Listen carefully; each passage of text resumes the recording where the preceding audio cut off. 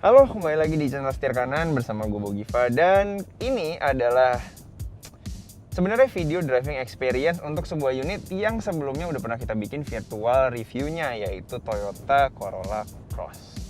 Nah, tapi karena sebelumnya kita cuma bikin virtual review, jadi mungkin gue akan coba bikin sedikit ya, istilahnya benerannya nih mobil gimana nih.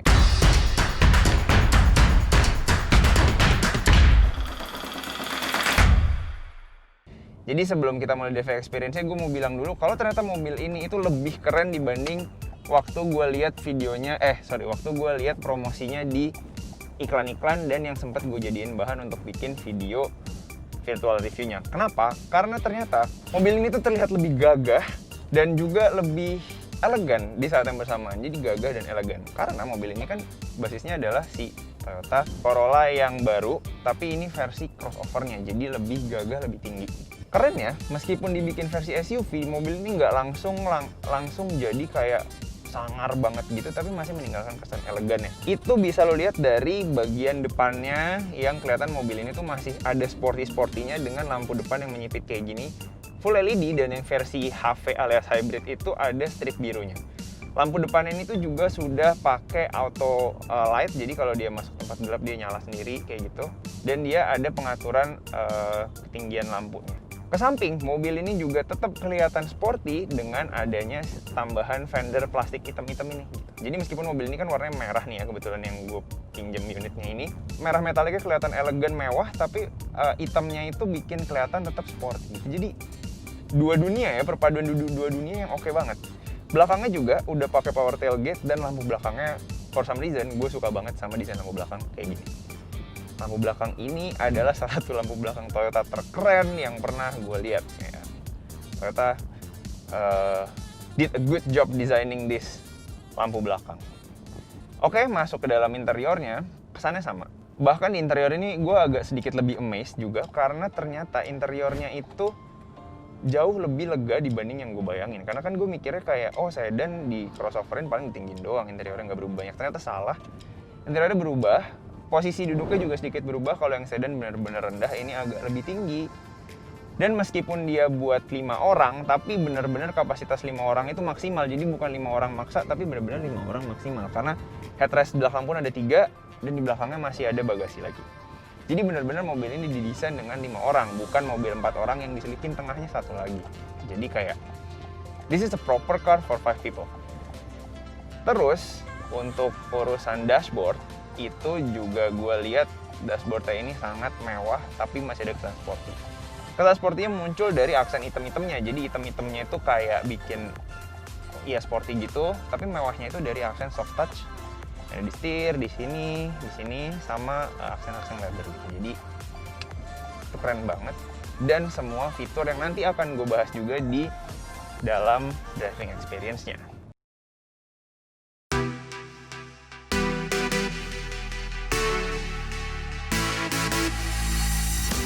Oke, tadi kalau gue udah ngomongin kesan pertama gue, begitu masuk, sekarang langsung aja kita ngomongin rasa bawanya. Lagi-lagi gue nggak bisa lepas membandingkan mobil ini dengan Corolla Altis yang baru, karena memang ini Corolla versi Cross-nya, yang mana rasa berkendaranya itu cukup unik. Jadi kan ini adalah Corolla on steroid lah istilahnya. Dia Corolla yang lebih gede, lebih tinggi, tapi sebenarnya handlingnya itu rasanya masih mirip banget sama Corolla. Dalam arti handlingnya itu masih kerasa ada sedan-sedannya.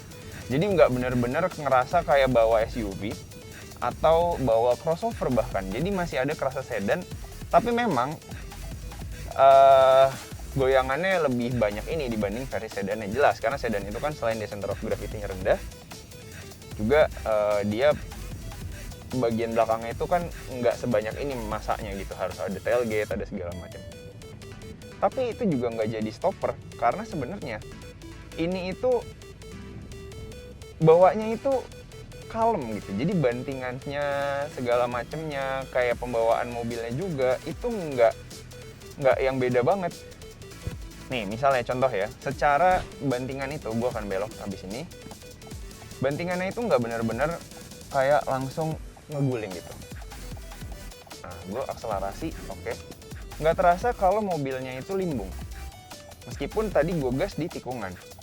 Lagi ya.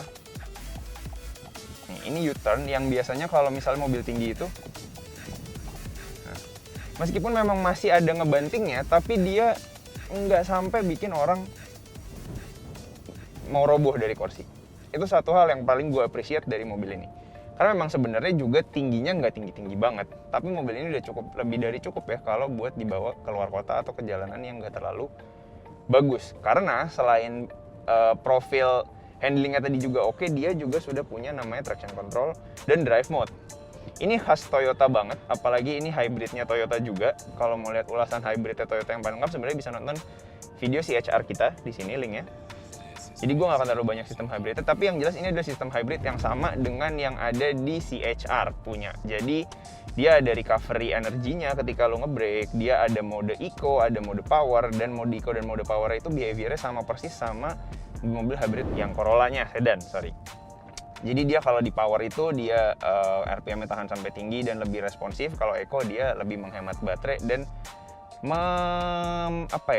mengedepankan untuk keiritan gitu. Dan itu sebenarnya terasa ketika kita bawa misalnya di jalanan kayak yang jalan tol deh paling gampangnya. Itu paling enak kalau misalnya kita pakai power mode untuk kita overtake atau apa, itu enak.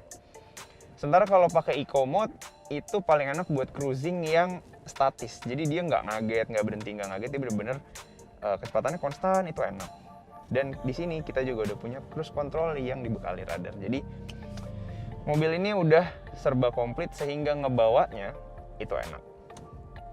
Oke, tapi meskipun yang tadi gue bilang mobil ini tuh cukup stabil, tapi ketika misalnya dibawa di kecepatan agak tinggi dan kita harus zigzag atau menghindari sesuatu halangan dengan cepat, ternyata itu rasanya masih cukup kayak gini. Bentar ya, ini 40 km per jam.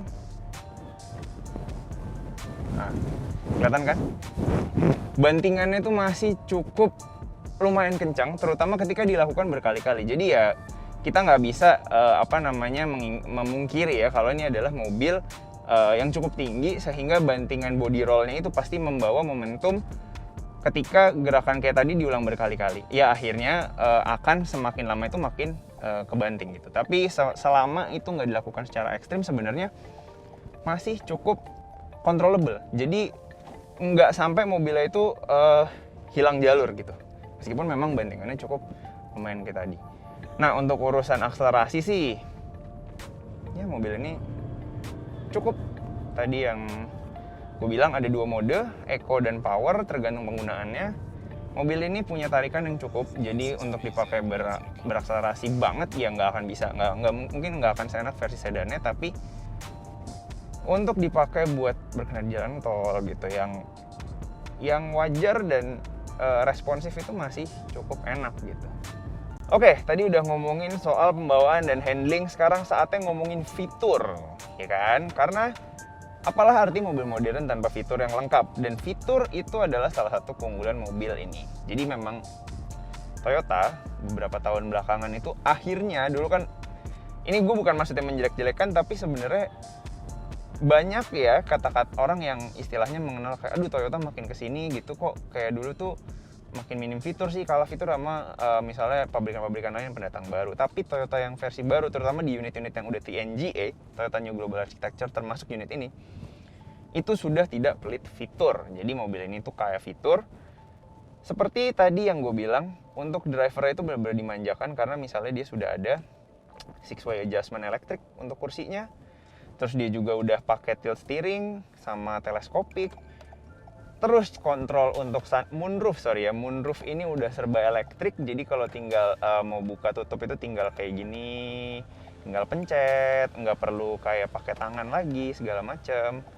Itu semua sudah dibantu. Plus yang paling menyenangkan adalah fitur infotainmentnya juga sama sekali tidak pelit. Jadi di sini ada layar monitor 9 inch yang tadi sebelumnya di awal gue juga udah bilang itu benar-benar menyenangkan karena dia bisa dikontrol langsung dari steering switch dan ini udah touchscreen. Touchscreen ini juga responsif dan dia warnanya itu nggak kabur ketika misalnya kena panas gitu. Meskipun ini kan ada moonroof ya, maksudnya ketika dia panas segala macam atau kena sinar dia nggak kabur.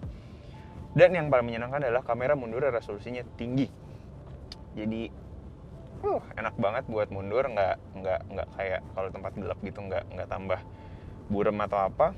Jadi secara fitur, terutama fitur hiburan, mobil ini itu sangat menghibur buat dibawa sendiri maupun mungkin penumpang yang duduk di bagian depan.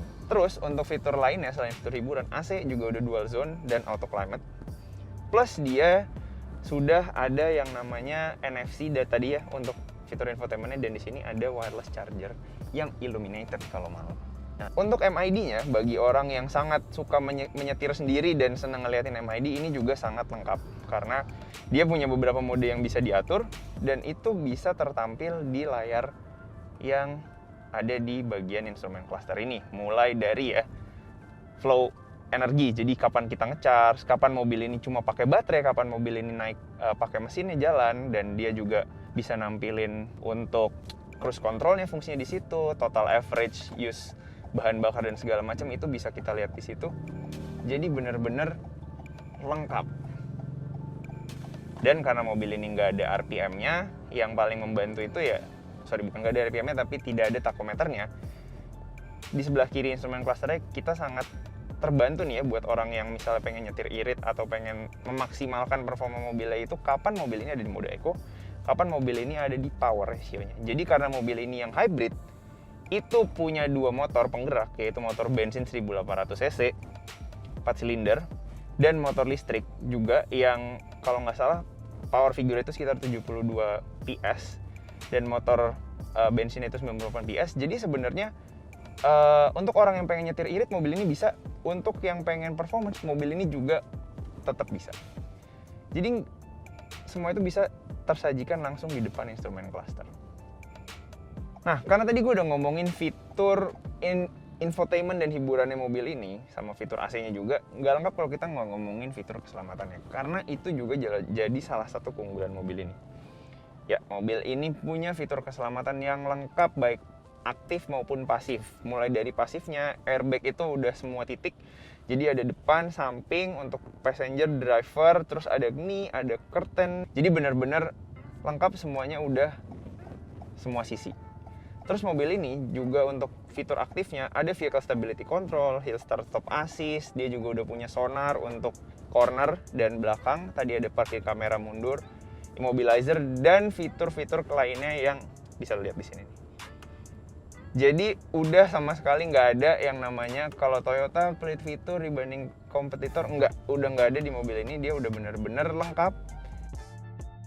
Jadi dengan semua fitur-fitur tadi, mobil ini tuh menurut gue cukup worth it. Meskipun banyak yang bilang harganya agak mahal, benar memang agak mahal, tapi untuk kelas di harga segitu, dari merek-merek besar ya, start from OTR-nya itu 497 juta kalau nggak salah di saat gue bikin video ini ya. Dan di harga segitu, itu pesaing terdekatnya adalah CR-V, yang sebenarnya dia itu juga bisa dibilang crossover, bisa dibilang SUV gitu. Jadi untuk kelas ini tuh belum ada nih bener-bener yang mobilnya itu setipe, terutama sekelasnya ya.